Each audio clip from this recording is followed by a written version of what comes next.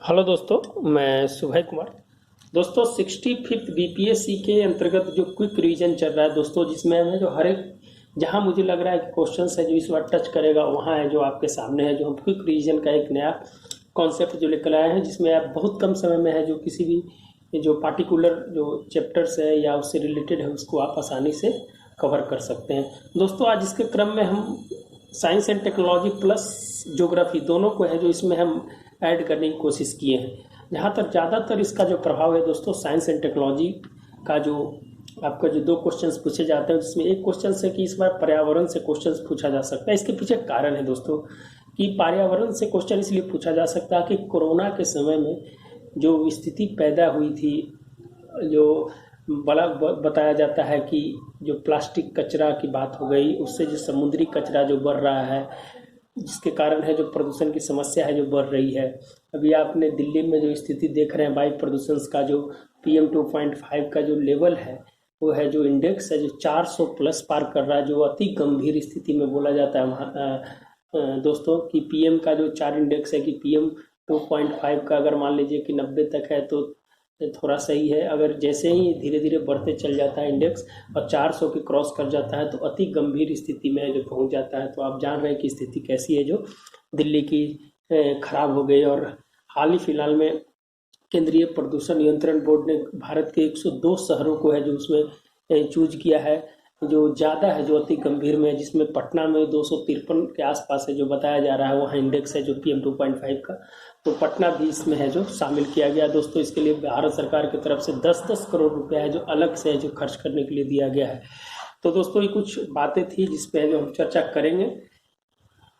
अगर दोस्तों वीडियो अच्छा लगता है तो निश्चित रूप से लाइक एंड सब्सक्राइब जरूर करें, काहे कि वही मेरा मानक होता है जो हम काम करते हैं, जो अच्छा है कि नहीं है उससे पता चलता है। दोस्तों 65th बीपीएससी का जो क्विक रीजन में आज हम पर्यावरण समस्या एवं समाधान पे बात करेंगे। बहुत लंबा है, लंबा चैप्टर है दोस्तों। इसको कम से कम है जो 2-3 दिन लगेंगे, लेकिन हम 2 को आज लेकर चलेंगे, फिर आगे फिर 2 को, और फिर इसके लास्ट में समाधान का है कि समाधान में सभी प्रकार के आ जाएंगे। इसके कारण है जो पर्यावरण से जो समस्या है उसका समाधान है जो हर एक स्तर से हम देखेंगे, जो एक अलग वीडियो होगा उसका। आज हम ग्लोबल वार्मिंग, प्लास्टिक कचरा और समुद्री कचरा पे थोड़ा बात कर लेंगे और शॉर्ट में बात करेंगे दोस्तों। ग्लोबल वार्मिंग, प्लास्टिक कचरा, समुद्री कचरा, वायु प्रदूषण, अंतरिक्ष कचरा, जल प्रदूषण और उसका समाधान, ये है जो दोस्तों कहीं ना कहीं है जो पर्यावरण को दूषित करने में इसकी अग्रिम भूमिका मानी जाती है। तो दोस्तों हम इसी पे आज बात करेंगे। प्रदूषण क्या है दोस्तों कि प्राकृतिक घटना में अवांछित द्रव्यों से दूषित होना, जिसका प्रभाव सजीवों पर प्रत्यक्ष रूप से पड़ता है तथा पारिस्थितिक तंत्र पे अप्रत्यक्ष रूप से पड़ता है। एक सिंपल सा अगर आप दोस्तों अगर आप लिखना चाहते हैं तो आप इस वर्ड का यूज कीजिए। इसमें कभी भी इंट्रोडक्शन में वायु, जल, ये वो चीज़ का लिखने की कोई ज़रूरत नहीं है। वर्ड को सिलेक्शंस कीजिए और उस वर्ड से है जो आप है जो भूमिका को स्टार्ट कीजिए, तो है जो आपकी आंसर है जो कहीं ना कहीं अच्छा होगी। चलते हैं दोस्तों कि क्लाइमेट चेंज क्या होता है। इसको जलवायु परिवर्तन कहते हैं। कहा जाता है दोस्तों कि तापमान, वायु दाब, वायु की गति और आर्द्रता और वर्षा, ये सब कॉम्बिनेशंस अगर दैनिक रूप से अगर परिवर्तित होता है तो उसको हम मौसम में लेते हैं। अगर तापमान में अगर चेंजिंग हो गया, वायुदाब में चेंजिंग हो गया, गति में चेंजिंग हो गया, आर्द्रता में या वर्षा में किसी प्रकार का अगर दैनिक अगर चेंजिंग हो रहा है तो उसको हम मौसम के रूप में हम लेते हैं। अगर ये महीने के बाद है जो जैसे गर्मी के बाद ठंडा, ठंडा के बाद है जो मानसून आता है, जब उस तरह से जो परिवर्तित होता है महीने के, तो उसको हम ऋतु में हम उसको है जो ऐड करते हैं। जो आप जानते हैं कि 3 महीना 4 महीना में ऋतुओं का परिवर्तन होता है। जब ये परिवर्तन जब बड़ी मात्रा के रूप में जब परिवर्तन होता है, जब 35 वर्ष के बाद अगर किसी प्रकार का परिवर्तन देखा जाता है तो उसको हम जलवायु परिवर्तन को संज्ञा देते हैं। तो दोस्तों हम तोड़ के बताने की कोशिश किए कि किस प्रकार से है जो आप इस चीज़ को समझने की कोशिश की जाएगी। तापमान, वायुदाब, वायु की गति, आर्द्रता और वर्षा में अगर आप 35 वर्ष में अगर किसी प्रकार की एक जो ड्रामेस्टिक चेंजिंग अगर देखते हैं तो है जो कहीं ना कहीं जलवायु परिवर्तन के रूप में है जो उसे देखा जाता है। तो दोस्तों जो जलवायु परिवर्तन होता है, अगर ये सब मौसम, ऋतु और जलवायु अगर कृत्रिम रूप से अगर मानवीय आधार पे अगर मानव की गलती के कारण अगर परिवर्तित हो रहा है तो उसको हम क्लाइमेट चेंज हम उसी को कहेंगे, ना कि हम उसको है जो प्राकृतिक रूप से जो चेंज होता है ऑटोमेटिक, उसको हम जलवायु विचलन का है जो नाम देते हैं दोस्तों। तो एक एकदम क्लियर कंसेप्ट के रूप में है जो आप है जो ध्यान रखिएगा कि जब मानवीय आधार पर जब हम चेंज करते हैं जलवायु को, जब हम CO2 की मात्रा है जो ज़्यादा है जो बढ़ रही है, जब हमारी गलती से है जो बर्फ़ का ग्लेशियर है जो ज़्यादा पिघल रहा है, हम है जो उद्योग और इस औद्योगिक बढ़ती विकास के रूप में जब हम है जो अंधाधुंध है जो किसी प्रकार का है जो दोहन करने लगते हैं, तो है जो कृत्रिम रूप से जब परिवर्तन होता है तो उसको क्लाइमेट चेंज कहा जाता है। दोस्तों हम शॉर्ट में है जो बताने की कोशिश कर रहे हैं, इसका बहुत बड़ा एरिया है। आप बुक से है जो अगर आपको पढ़ना होगा तो बुक से पढ़ लीजिएगा, लेकिन यहाँ क्विक रिवीजन के माध्यम से मुझे समझाने की कोशिश कर रहे हैं। ग्लोबल वार्मिंग की बात है दोस्तों, सब जानते हैं ग्लोबल वार्मिंग की क्या होती है कि जो सूर्य का जो रे है जो पृथ्वी पर आता है और उसके बाद जो लौटती है, तो जो बीच में कुछ ऐसी गैसें होती है वायुमंडल के अंदर में, वो उसको ट्रैप कर लेता है, और जो ट्रैप करता है तो वह जो पूरी है जो विचलन नहीं कर पाती है, इसके कारण है जो वहाँ पर जो गैसेस होते हैं CO2 CH3 NO2 जैसे गैसें हैं जो उससे जो रे को जो रिफ्लेक्ट करती है, जिसको है जो ट्रैप कर लेता है और वो जो पूरी पहुँच नहीं पाता, इसके कारण है जो वायुमंडल में CO2 की मात्रा है जो बढ़ जाती है, जिसको ग्रीन हाउसेस गैसेस का नाम देते हैं। वो है जो आपका ग्लोबल वार्मिंग है जो उसको बोला जाता है। और इसके लिए है जो दोस्तों IPCC 1988 में विश्व मौसम विभाग और UNEP एनवायरमेंट प्रोग्राम के तहत से है जो बताया है कि अगर 1.5 डिग्री सेल्सियस अगर 2050 तक अगर है तो उसे है जो उसे कम करने का है जो प्रयास किया जाएगा, और नहीं तो 2 डिग्री सेल्सियस में बढ़ जाएगा तो बहुत ही विनाशकारी हो जाएगा। 2100 तक है जो दोस्तों इसको रखने का है जो लक्ष्य किया है, लेकिन है जो दोस्तों लगता है कि अब पार कर जाएगा, जिस तरह से जो रिपोर्ट्स की जो भूमिका आई है। तो दोस्तों 1.5 डिग्री सेल्सियस रखने के लिए है जो उन्होंने क्या क्या सुझाव दिए हैं, तो वनीकरण, CO2 को कम करना, जीवाश्म ईंधन में कमी, सतत विकास पे ध्यान, सामाजिक एवं तकनीकी का संयोजन है जो दोस्तों ये है जो दोनों है जो 1.5 डिग्री C को रखने के लिए हमें इस सब चीज़ पे ध्यान देना होगा। और इससे है जो अगर 2 डिग्री C से अगर रोकना है हमको, तो समुद्री जल स्तरों को कम करना, आर्कटिक सागर में बर्फ पिघलने से रोकना, खाद्य उत्पादन, फसल पैदावार, जल संकट, स्वास्थ्य संबंधी खतरे में है जो कमी करना। ताकि दोस्तों अगर मान लीजिए कि 2 डिग्री C अगर पहुंच जाता है तो निश्चित रूप से एक भयंकर और विनाशकारी रूप है जो ले लेगा, और इसको रोकने के लिए है जो कहीं ना कहीं है जो बहुत सारे है जो उपाय है जो भारत सरकार के साथ है जो अंतर्राष्ट्रीय स्तर पर भी है जो इसको किया जा रहा है। तो कुछ ऐसी छोटी छोटी बातें थी दोस्तों जिसको बताने में हम सोचे कि अगर आपको इसकी जानकारी रहेगी तो आप है जो वहाँ लिख सकेंगे, नहीं तो बहुत सारा डेटा तो बहुत सारा है दोस्तों की उसकी कोई अंत नहीं है। फिर अगर बात किया जाए दोस्तों कि पेरिस सम्मेलन, पेरिस समझौता में जानते हैं कि अमेरिका है जो इससे बाहर हो गया, भारत ने इसकी करीब प्रतिक्रिया है जो पेरिस सम्मेलन में दिया था। 2030 तक है जो 20% है जो CO2 को कम करने की बात किया गया। 2075 में इसे 0% है जो लक्ष्य रखने का है जो रखा गया है। और 2 डिग्री C विनाशकारी है। अभी हमने बताया कि 2 डिग्री C जो है वो है जो कहीं ना कहीं विनाशकारी है, और इसका प्रभाव कहाँ पड़ेगा, गरीबी, स्वास्थ्य, महामारी जैसी स्थिति पर जो इसका है जो प्रभाव पड़ेगा। तो दोस्तों आप जानते हैं कि पेरिस समझौता से हाल फिलहाल में जो बाहर हुआ है, इस पे जो भारत ने जो करीब टिप्पणी किया है कि आप तो खुद विकास कर गए, जब हम लोग के विकास करने की बात आई तो आप है जो इस जो सम्मेलन से जो बाहर आ रहे हैं, तो कहीं ना कहीं जो भारत और अमेरिका के बीच है जो इसके लिए है जो एक तल्खी रूप में है जो बनी रहती है। और हाल फिलहाल में है जो आप जानते हैं कि डोनाल्ड ट्रंप अपने भाषण में है जो बताया था कि हम पेरिस सम्मेलन से बाहर इसलिए हुए थे कि चीन और भारत है जो इसका ज़्यादा फायदा उठा रहा था, जो भी है जो उसकी जो परसेंटेज है जो अमेरिका देती थी उससे ज़्यादा है जो गलती बोला था कि गलती भारत और चीन करे और हम इसके लिए योगदान क्यों दें। इसलिए है जो ये बहुत ही तल्ख टिप्पणी है जो भारत के ऊपर है जो डोनाल्ड ट्रंप के द्वारा हाल फिलहाल के अपने चुनावी भाषण में किया था। तो दोस्तों ये सब चीज़ है जो आपको जरूर है जो करंट से जोड़ने की कोशिश कीजिएगा। तो दोस्तों एक चीज़ छोटा पार्ट था दोस्तों, उसको है जो हम लेने की कोशिश किए थे। दूसरा है दोस्तों कि अगर किया जाए तो प्लास्टिक कचरा की बात किया जाए।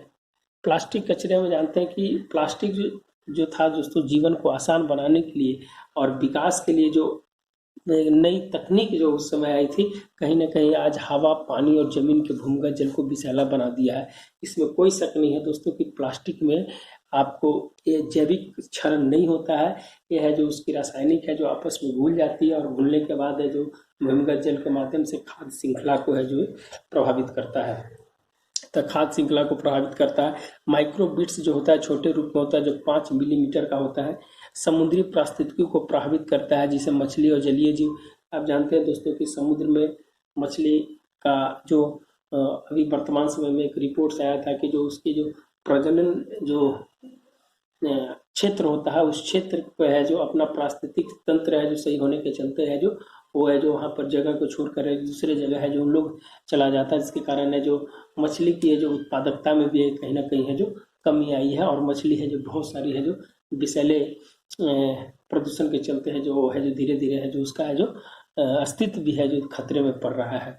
तो जैविक क्षरण नहीं होता है, और माइक्रो प्लास्टिक जो 2017 से भारत में है जो बैन कर दिया है, और 2022 में इसे पूर्ण बैन करने का है जो भारत सरकार के द्वारा कहा गया, और अभी 20 राज्य करीब करीब ऐसे हैं जो इस पे बैन किया। सिक्किम पहला राज्य था 1998 में जो बैन किया था 1998 में सिक्किम।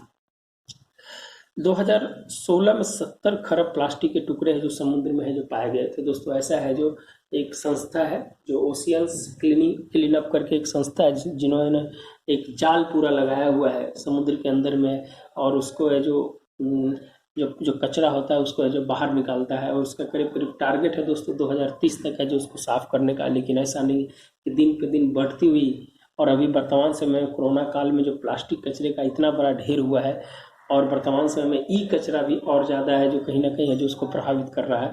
तो इसके संदर्भ में कहा जाता है कि इसको रोकना बहुत ज़रूरी है, नहीं तो आने वाला समय में है जो बहुत ज़्यादा समस्या है जो गंभीर, और स्वास्थ्य पे सबसे ज़्यादा है जो इसका प्रभाव पड़ने की उम्मीद जताई जा रही है। शोध के अनुसार मनुष्य 9 तरह के प्लास्टिक है जो सेवन कर रहा है, जिसके लीवर और लसिका तंत्र को प्रभावित करता है, जो वियना यूनिवर्सिटी के द्वारा है जो ये जो शोध में दिया गया है। हर हफ्ते 5 ग्राम प्लास्टिक है जो इंसान निगल रहा है, ऑस्ट्रेलिया यूनिवर्सिटी के जो शोधकर्ता के द्वारा बताया गया है। 1.27 करोड़ टन प्लास्टिक समुद्र में जा रहा है, जॉर्जिया यूनिवर्सिटी के अनुसार है शोध पत्र में जो किया जाए। कुछ ऐसे शोध पत्र का अगर नाम आप लिख देते हैं तो निश्चित रूप से जो आंसर है जो और बेहतरीन होगा। आप याद रखिए, अगर आपको याद आ गया तो वहां लिखने की कोशिश कीजिएगा। आर्थिक नुकसान है कि सालाना 40 अरब डॉलर का है जो इसका आर्थिक नुकसान हो रहा है।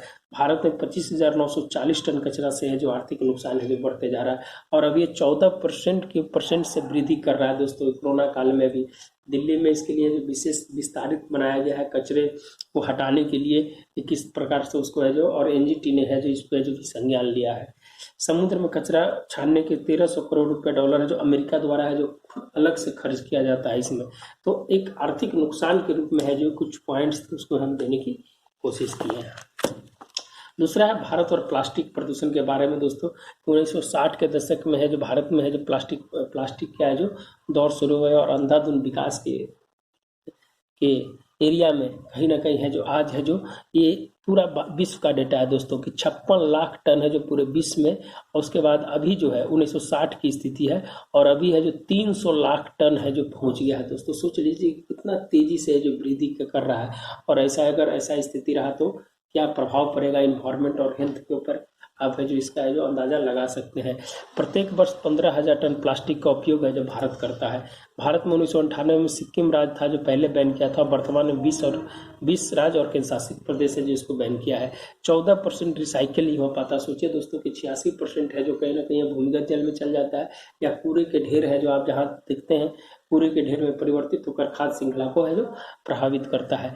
Centre for science and environment reports के अनुसार 2018-19 में 33 लाख टन जो है, अभी ये लेटेस्ट डेटा है तो 2018-19 में 33 लाख टन, और वर्तमान कोरोना काल में 25 टन प्रतिदिन जो अब जानते हैं फेस मास्क हो गया, और जितने भी है जो पीपीपी किट्स है, ये सब किट्स कहीं ना कहीं है जो दोस्तों है जो इसको है जो प्रभावित कर रहा है। और ऐसा स्थिति है कि अगर इस तरह से अगर स्थिति रही तो है जो धीरे धीरे कोरोना का काल अगर लंबा होते गया तो आप इसका अंदाजा लगा सकते हैं कि कहाँ है जो इसकी जो स्थिति जाकर रुकेगी। दूसरी चीज़ है कि रिसाइकिल उद्योग धंधे को बढ़ावा देना चाहिए।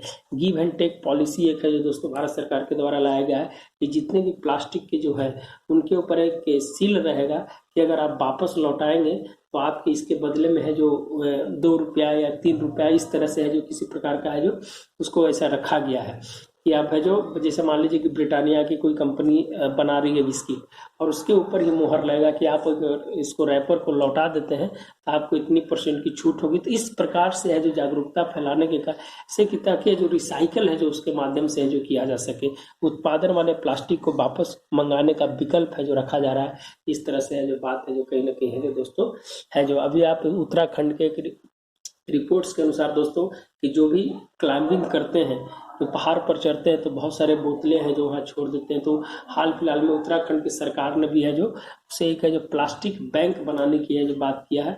जो भी क्लाइंबिंग करते हैं, जो वहाँ से अगर कचरा उठाकर लाते हैं तो उनको एक प्रशस्ति पत्र के अनुसार और है जो सरकार के द्वारा है जो उन्हें प्रोत्साहन किया जाता है।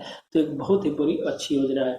तो दोस्तों आज हम यहीं पर रुकते हैं, और आगे आने वाला समय में जो और जो डेटा है उस डेटा से हम आपसे बात करेंगे। जैसे वायु प्रदूषण की बात हो गया, अंतरिक्ष कचरा की बात किया। जानते हैं दोस्तों कि अभी हाल फिलहाल में अंतरिक्ष कचरा में 2009 से लेकर 2018 तक और 2018 से 28 तक में कम से कम 330% है जो सेटेलाइट की वृद्धि हो जाएगी दोस्तों अंतरिक्ष के अंदर में, जिसमें सबसे ज़्यादा है जो अमेरिका का है और भारत इसमें चौथे नंबर पर आता है। तो हम अंतरिक्ष कचरा की बात करेंगे। जिसे आप हाल फिलहाल में जानते हैं कि जब कुछ समय पहले है जो ऑपरेशन मिशन शक्ति, जो मिशन शक्ति कार्यक्रम था जो लो अर्थ ऑर्बिट में जो छोड़ा गया था, जिसमें जो बहुत सारे देशों ने जो भारत के ऊपर गंभीर आरोप लगाए थे कि इसको छोटे छोटे कण है जो और है जो कहीं ना कहीं अंतरिक्ष को है जो प्रभावित करेगा। तो हम अंतरिक्ष कचरा की भी बात करेंगे दोस्तों, और वायु प्रदूषण पे जो विस्तृत बात करेंगे, और बहुत सारी चीज़ है। जल प्रदूषण की बात है। अभी हाल फिलहाल में जल प्रदूषण के ऊपर भूमि जल प्रदूषण के ऊपर है जो एक रिपोर्ट्स आई है कि अगर आप